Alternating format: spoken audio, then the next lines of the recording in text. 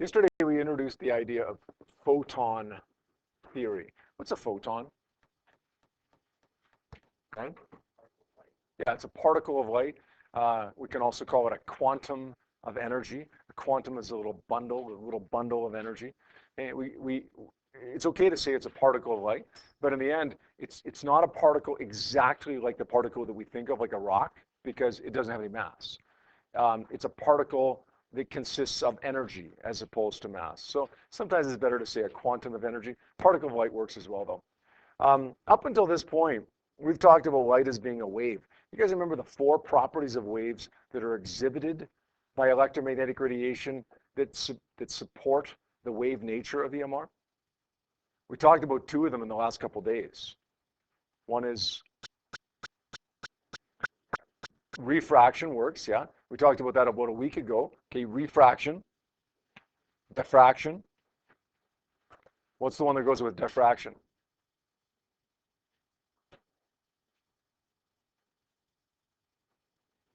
My goodness. Diffraction and interference, yeah, good. Diffraction, interference. And the 4th one, we talked about that on the very first day of the unit. Polarization, good. Diffraction, interference, polarization, refraction. Those all support the wave nature of EMR. Well, now we're saying, though, that there's another nature to EMR. There's a particle nature to EMR as well. We're not ignoring what we've been saying this whole unit. We're not throwing out the wave nature of EMR. We're just saying that it also has a particle nature, a wave-particle duality, if you will. So a photon is a quantum of energy. It is the particle of light. It is the particle nature of the electromagnetic radiation. A little bit later today, you're going to see some evidence to support the particle nature of light. What's kind of special about these photons, these quantums of energy, or these particles of light, is the energy. If we're talking about a particle of a rock or of a ball, then the energy would be equal to 1/2 mv squared. It's related to its speed and related to its mass. We talk about a photon, the energy isn't related to its speed or its mass. The speed is always the same, 3 × 10⁸ meters per second, in a vacuum, that is. And there is no mass, so we can't call it kinetic energy. Rather, the energy of this photon is equal to h times f, h times the frequency, or hc over lambda. E stands for energy. What would the units for energy be? Joules or electron volts. Usually you can use whichever one is convenient, although there are times when you have to use joules, and we'll tell you about those as they arise. F stands for frequency. It's going to be in hertz. C is 3 × 10⁸. Lambda is the wavelength. That's got to be in meters.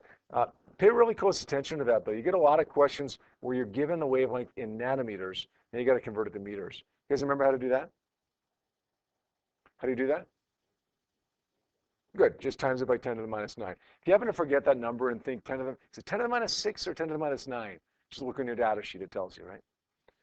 All right. Finally, this is the one where it was kind of new to us yesterday. This H thing here. What's H called? Planck's constant. Named after the guy Max Planck, who was really the first guy to introduce quantum theory, which kind of laid the foundation for photon theory. Planck's constant has 2 values. Kind of odd that it has 2 values, eh?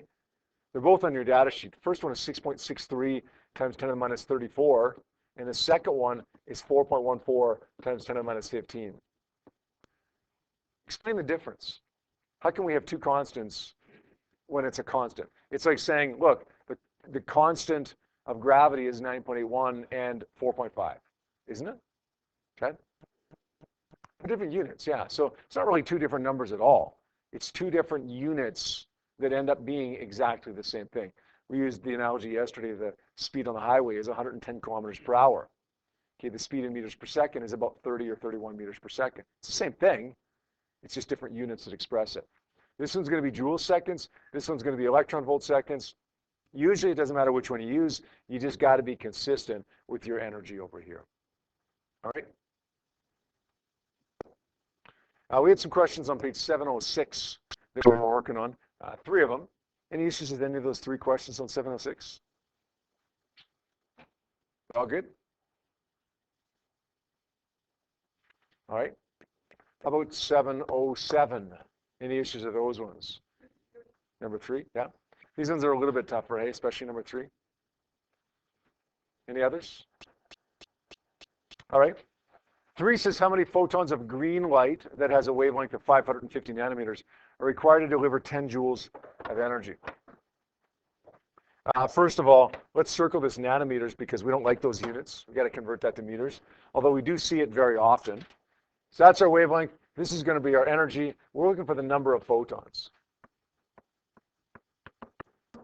Let's go back to Unit 2. Fairly early in Unit 2, our electricity unit. We learned in Unit 2, Caden, to calculate the number of electrons. The number of electrons. You guys remember how we did that? Yep. Good. You took the total charge divided by the charge for one electron. When we introduced that idea of finding the number of electrons, I gave you a little analogy. I said, look, one orange weighs 200 grams. You have a bag of oranges that's 1.2 kilograms. How many oranges do you have? 6. 6. Good thing it's not a test. 6. Okay, and how we get that? 1.2 divided by 0.2 gives me 6, right? So we divided the total mass by the mass of 1. Whenever we want to find a number, we're going to divide the total something by the amount for 1. What do you think it's going to be in this case? Look, we're looking for the number of photons here. So it's going to be the total something for a photon divided by the amount for 1 photon. What quantity is it going to be? Energy. Yeah, let's go total energy divided by the energy of 1 photon. Now, the energy of 1 photon, the total energy, I should say, that's the easy one, because that's just 10 joules. The energy of 1 photon is going to be equal to hc over lambda. So let's find that.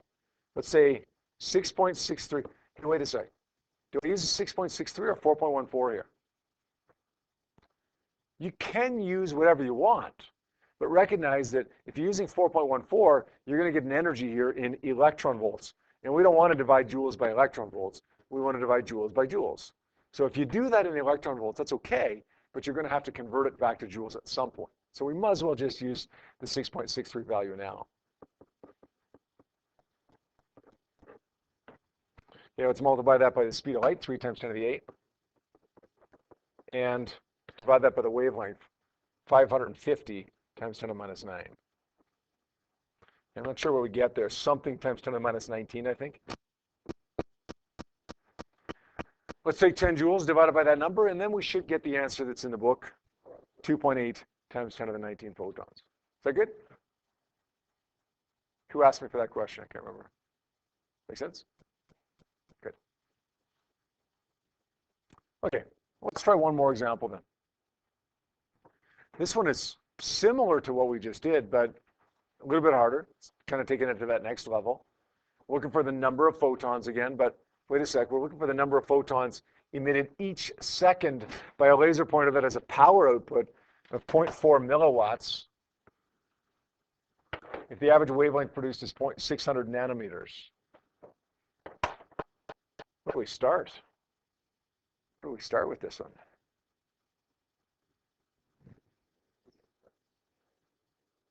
So we're going to go over this one, and then we'll let you try a couple practice ones yourself. Look, we're looking for a number of photons, just like we were in the last question, right? When we were looking for the number of photons in the last question, we said it was the total energy divided by the energy for 1 photon. Let's do that again. Okay, let's do that again. We want to find the number of photons. Let's go the total energy divided by the energy of 1 photon. Now this one's easy. The energy of 1 photon is hc over lambda, just like it was in the last question. Let's use joules again. 6.63 times 10 to the minus 34 times 3 times 10 to the 8. The wavelength is 600 times 10 to the minus 9. Okay, we get an energy there. I'm not sure what it is. Something times 10 to the minus 19 joules.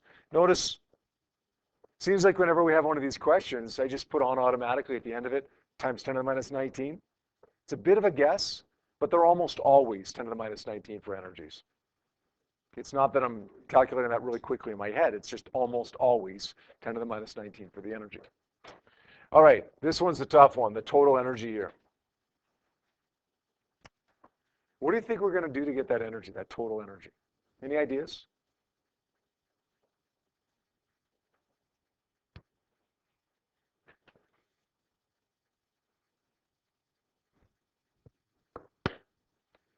Good, Wilson. So we have the power.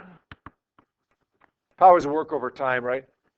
We can call that delta E over time as well, change in energy over time. The issue that a lot of people will have at this point is that we don't know the time, but we do know the time. It's 1 second. So our energy is equal to 0.4 milliwatts. That's 0.4 times 10 to the minus 3 watts times the time of 1 second gives me 0.4 times 10 to the minus 3 joules. So look, if we're looking for the number of photons per second, the number of photons in 1 second, then let's get the total energy in 1 second. We're getting that from our power equation. 0.4 times 10 to the minus 3 goes right here. And whatever number we get right here goes right there. We divide the two, and we get our answer. Works out to be 1.2. How many? Let's go one more decimal place. 1.21 times 10 to the 15. What are the units for that? You could say photons per second. Yeah, you could say photons per second, or you could just say photons. Or you could just say 1.21 times 10 to the 15 and not have any units with it, right? Good? Okay, we'll give you a short time, maybe 6 or 7 minutes to work on the practice problems that go along with that.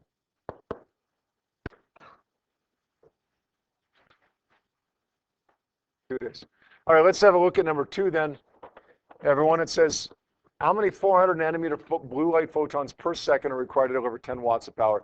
Similar to the example that we just did, we've got a wavelength here of 400 nanometers, 10 watts of power. Now we know that we want to find a number, so we're going to say the number of photons is equal to the total energy divided by the energy of one photon. Now, we don't have the total energy. We do have the energy for one photon. Let's find that energy of one photon. It's hc over lambda. So it's going to be 6.63. If we want to go joules, probably 10 to the minus 34 times 3 times 10 to the 8. Look, if you're not sure what you should go with, joules or electron volts, go with joules. Joules will always work for you. Electron volts will usually work for you too, but joules will always work for you. Wavelength here is 400 times 10 to the minus 9. What do we get for the energy of that photon? Yep. 10 to the, thank you, 4.9725 times 10 to the minus 19 joules. All right, so we got a number to plug in for E1. Now we just need the number for ET, the total energy. We're going to use that equation for power again. Power is equal to energy over time, or energy is equal to power times time. The power is 10 watts. What's our time? How many photons per second? 1 second. So we're going to say 10 times 1 is 10 joules. Let's plug this number into here, and let's plug this number into here. When we do that, we should get an answer of 2.0 times 10 to the 19 photons. Let's say that this was a numeric response question on an exam. Okay, let's say that they asked you to express that to 2 digits, b times 10 to the w. What's the value of b? What would you put? What would you put? Is it 2? 2.0. B can be more than 1 digit, right? What if they asked us to express 4 digits, a decimal b times 10 to the cd, and they asked us for a, b, c, d? What would our answer be?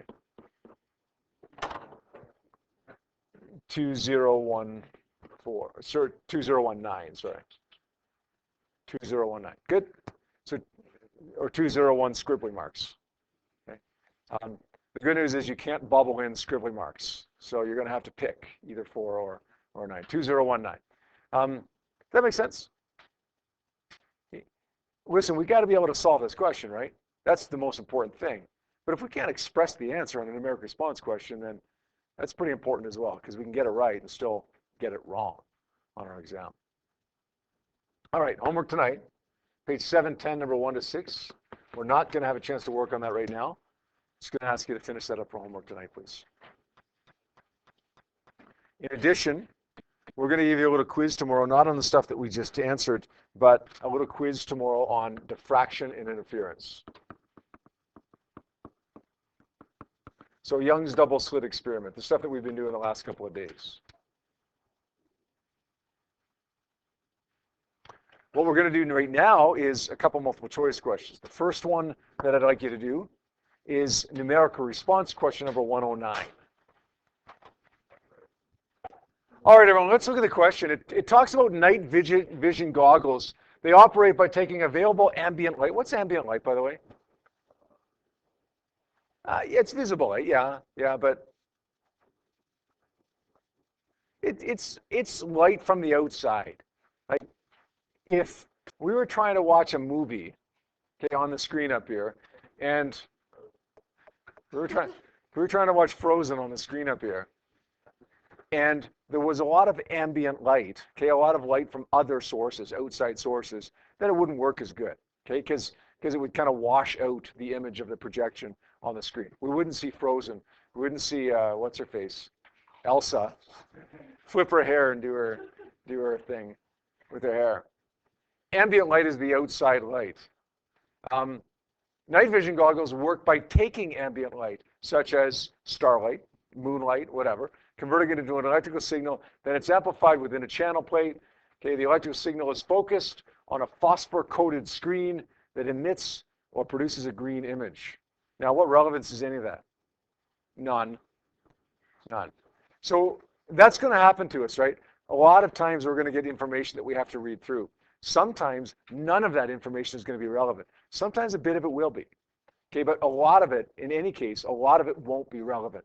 That's okay. As long as you can determine what's relevant and what's not, it doesn't matter. Okay, they can give us a whole page if they want, as long as we can sift out what's relevant and what's not. The question says green light with a wavelength 545 nanometers reaches an observer's eyes. What's the energy of that photon? It's a pretty straightforward question, right? Okay, it's a pretty straightforward question. If we take away all this stuff here. It's hc over lambda. Since we're looking for the energy in electron volts, what value of Planck's constant are we likely going to use? Probably 4.14 times 10 to the minus 15.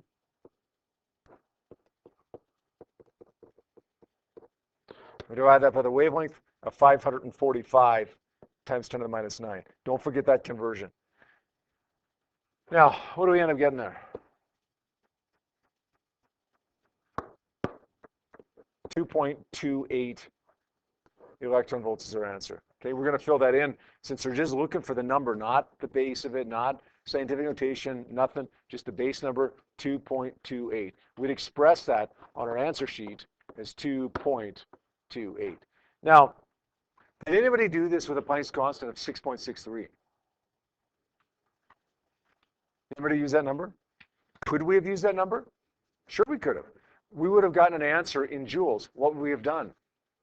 Converted it to electron volts. That would have meant an extra step, right? It wouldn't have been quite as efficient as the way that we did it now, but it works. Joules always works. Electron volts usually works.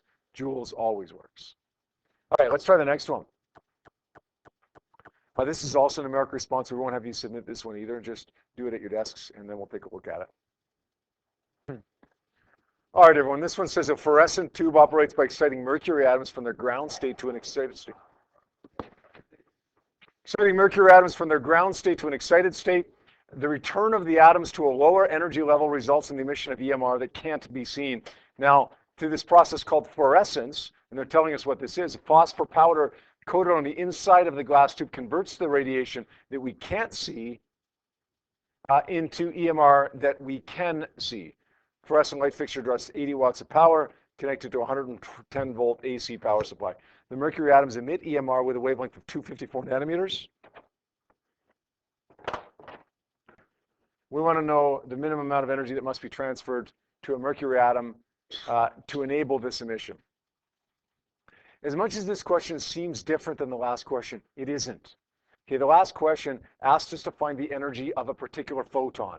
This is asking us to find the energy that must be transferred to a mercury atom. But how much energy needs to be transferred to mercury?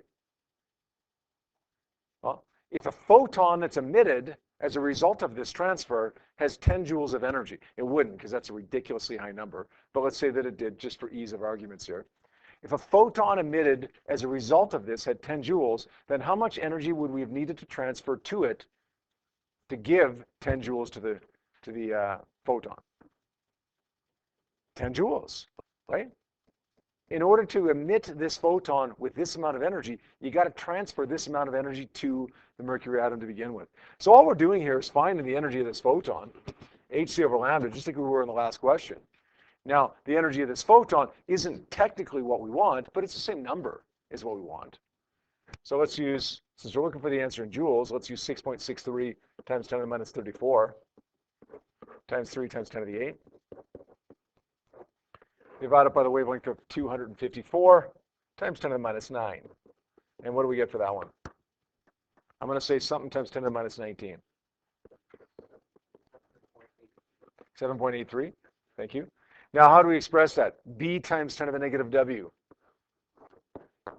7.83. What if they ask for A, B, C, D? 7819. Yeah, 7819. If they did ask for A, B, C, D, then they'd have to change this a little bit, right, so that it would be a 2 sig fig final answer instead of 3 sig figs. Good? And the last question that I want to work on right now with you guys is multiple choice number 112. I'm going to ask you guys to submit this one as multiple choice number 1, please. Okay, guys? All right, 94% of you chose option B, which is the correct answer. The difference in energy associated with the photons from the two lines in the helium spectrum. Listen, we don't have to be experts on this graph. We don't have to be experts on helium spectra. We don't have to be experts on any of that. We have to know how to calculate the energy of a photon, and we do. The energy of a photon is hc over lambda. So let's get the energy of the first photon. Okay, it gives me whatever in joules. Let's get the energy of the second photon. It gives me whatever. Given, of course, that lambda is 388.8 and 587.6. You get that answer, and then subtract them. And when we do that, we should get 1.73 times 10 to the minus 19. I think it's actually negative, isn't it? There we go. Now, did anybody try this first? Curious.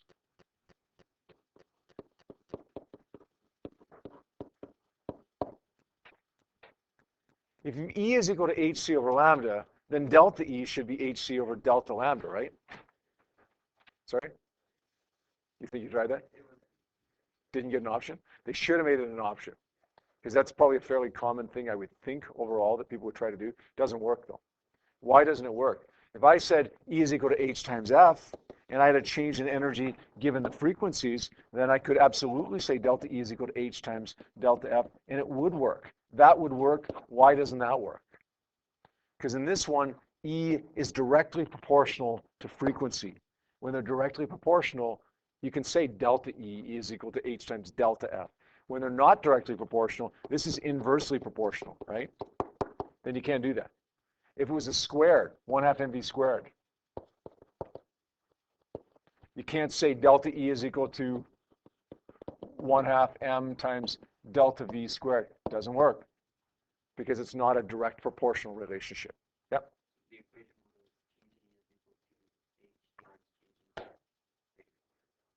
Lambda. Yeah. Yes. Yeah. No, I mean, that's a pretty hypothetical situation, right? But Chase's question was, if the equation was different, if it said E is equal to h times delta lambda over c, or h times lambda over c, would it work to do that? Yes, because E and lambda would be directly proportional in that case, right? Since they're not, I'm sorry? Yeah, yeah, absolutely. If they're directly proportional, i.e. there's no squared and it's not on the bottom, then absolutely you can do that. No, half is fine. Yeah, half is fine because that's just a coefficient, right, a number up front. Let's say m changed in this one. Could you do it with m? Delta E is equal to 1/2 delta m. I mean, that would be a pretty rare case where m would change in the middle of it, right? But possible. Jump out of a wagon as you're, what's the change in kinetic energy as after you jumped out of the wagon? Okay, m changed. Could you say delta E is equal to 1/2 delta m squared, v squared? Yeah, you could, because m is directly proportional to E there. Okay? But you can't do it with v because it's squared.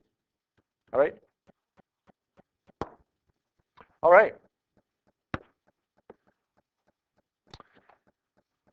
1887, we said Heinrich Hertz discovered this thing that we call the photoelectric effect. Couldn't explain it. For almost 20 years, about 18 years, nobody could explain it. Classical theory, old style physics, the wave theory of EMR would give us certain results, but unfortunately those weren't the results that we saw. The observations that were made couldn't be explained by old style physics, by classical physics. No matter who tried to come along and give an explanation, didn't work. It didn't match up with the observations that were made in the experiment. What was the experiment? Well, essentially it boils down to this. When light strikes a piece of metal, it doesn't have to be metal actually, okay, but usually it is. When light strikes a piece of metal, sometimes electrons are ejected. When light strikes metal or some other material, sometimes electrons are ejected. This explains everything from photosynthesis to why a solar panel on a calculator will power the calculator. When light strikes it, an electron is ejected, sometimes.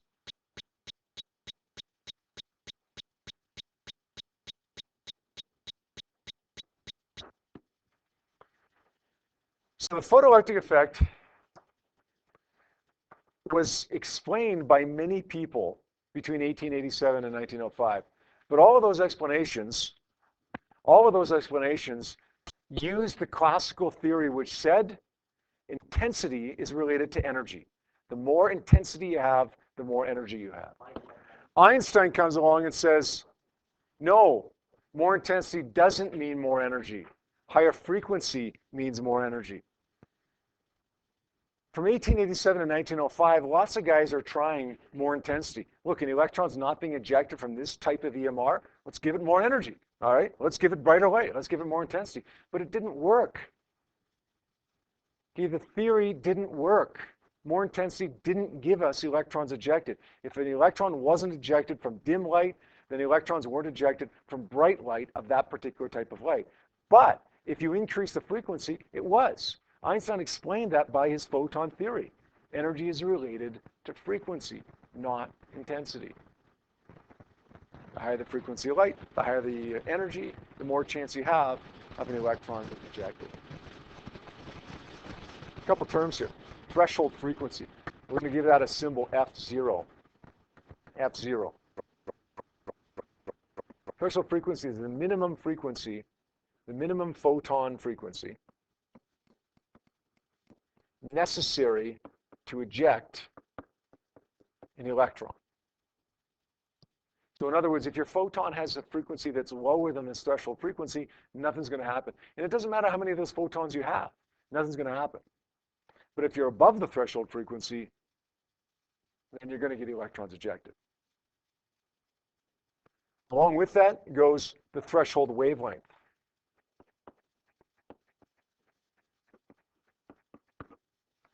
Threshold wavelength, we give a symbol lambda max. Lambda max. Why lambda max? Minimum frequency, maximum wavelength. Why max wavelength?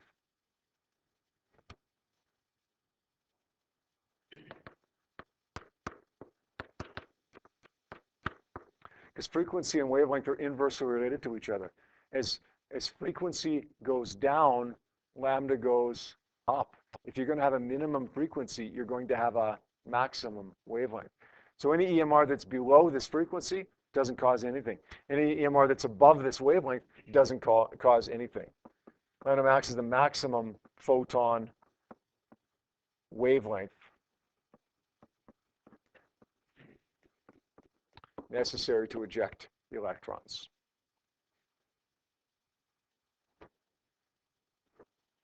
The work function, given by the symbol W,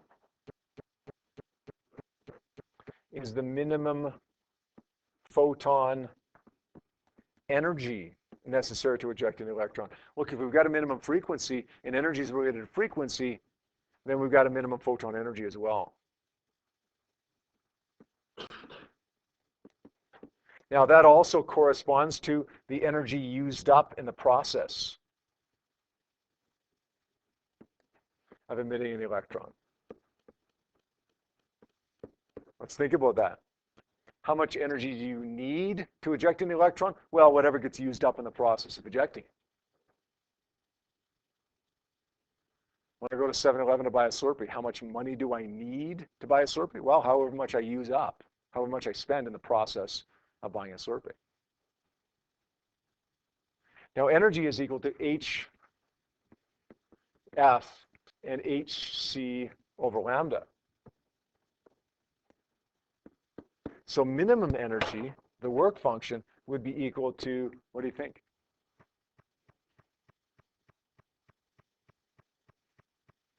Energy is HF.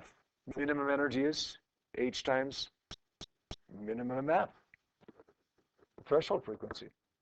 It's also equal to HC over lambda. Minimum energy would be HC over lambda max. So E is equal to HF equals HC over lambda is an equation that's valid anytime you're dealing with a photon, whether you're dealing with the photoelectric effect or any other context of having a photon. But this equation that you see down at the bottom of the page, it's unique to the photoelectric effect. Comes from the first one up here, but it's only used when we're dealing with the photoelectric effect. The minimum energy of this photon, to go back to our analogy, our little activity here a few minutes ago, paper was below the minimum energy. The calculator was above the minimum energy to cause the electron to be ejected.